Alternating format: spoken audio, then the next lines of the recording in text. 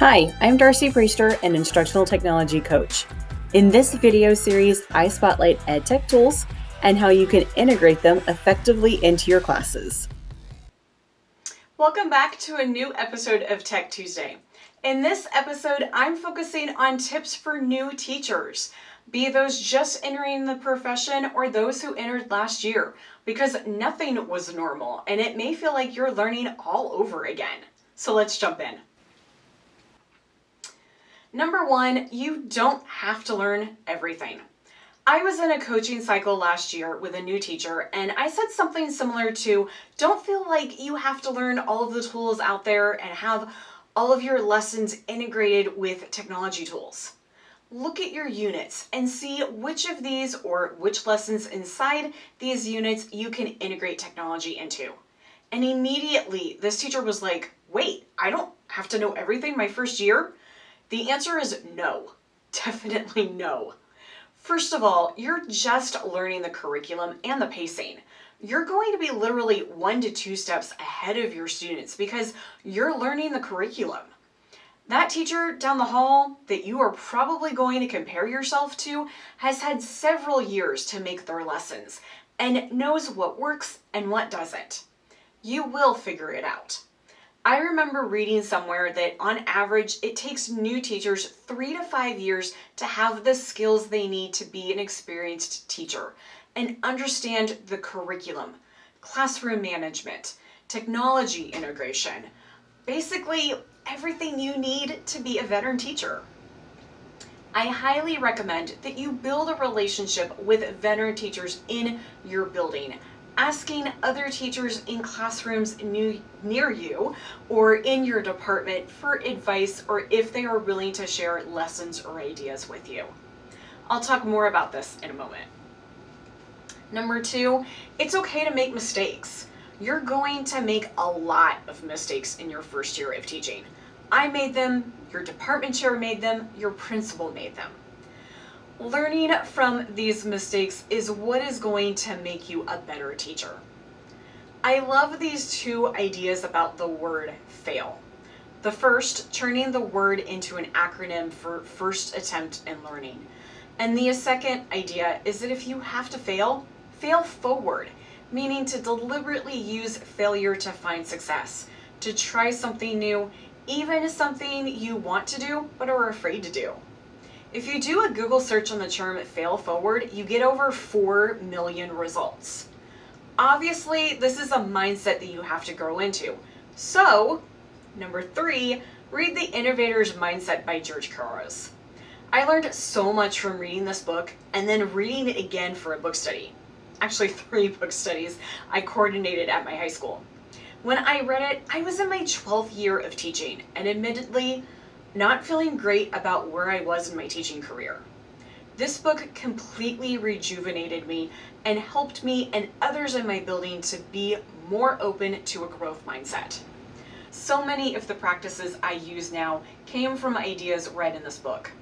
It started me on my journey to become a Google certified trainer and coach and planted the seeds to allow me to let go of my fears of not being perfect.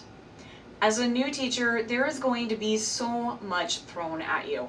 So it's okay if you don't read this book your first year, but definitely read it your second.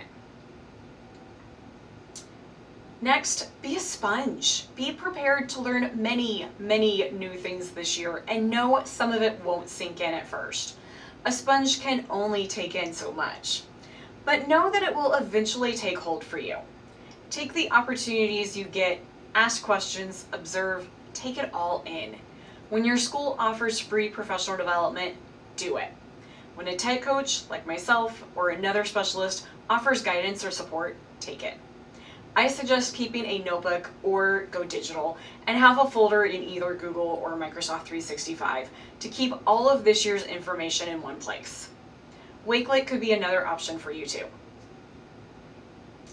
Another idea, find mentors. Now, I say this realizing you probably were given a mentor as part of your new teacher program in your district. However, sometimes you just don't mesh well with this person, or your mentor may teach a different subject. There are a variety of reasons why your given mentor may not work for you. Now, I'm also not saying don't work with this person. They are a colleague and you will have to work with them on a professional basis. But that doesn't mean you can't learn from other people in your building. This may start off naturally when you sit next to someone at a faculty meeting or someone overhears you talking with another teacher and shares advice with you. If situations arise, go to your mentor or supervisor first, but also seek out other veteran teachers. Oh, and by the way, here's a great article on working with veteran teachers that I think you will get a lot out of too. I've added the link to the episode notes down below. Now this next idea, observe classes. Finding mentors is one of the best things you can do as a new teacher, but the one thing that can literally change everything is to go observe other classes. I cannot stress this enough. There's no better way to learn about how to provide good teaching than watching good teaching, a point emphasized in the Innovator's mindset. When I made it a priority to be in classrooms, even when I didn't have to be, I learned. I saw what other teachers were doing and used it when I taught in a classroom. You will get ideas for lessons, see how other teachers handle classroom management issues, and so much more. If you are lucky enough to be in a school that encourages this, don't waste this opportunity. Pick a time and go once a week or once every couple of weeks and just watch and soak it all in. However, not all schools have this type of environment. In either case, you may want to start networking with some colleagues first, and then ask if you can come observe their classes during your planning. If your school is on block scheduling like mine, and there are 90-minute periods, stay for about half the time and then move on with your planning. My last idea, go to school events.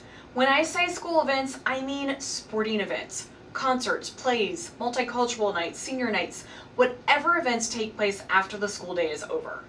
This may not seem like a big deal, but to your students, it's everything. You took time out of your schedule to come to something that they participate in. That's huge. It allows students to see a personal side of you, builds a relationship with that student, and perhaps builds a relationship with your student's parents. You can tell parents face to face what their student is doing in class, give positive notes, or answer their questions. It will be well worth your time, as the reward is having students who want to work harder to make you proud. They will care more because you've shown that you care.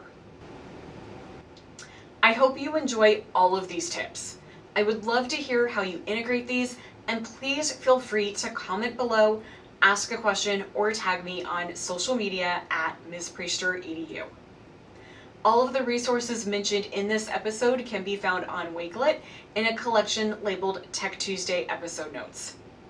You can follow me on Wakelet at wakelet.com/@MsPriester.edu or click the link in the description area below.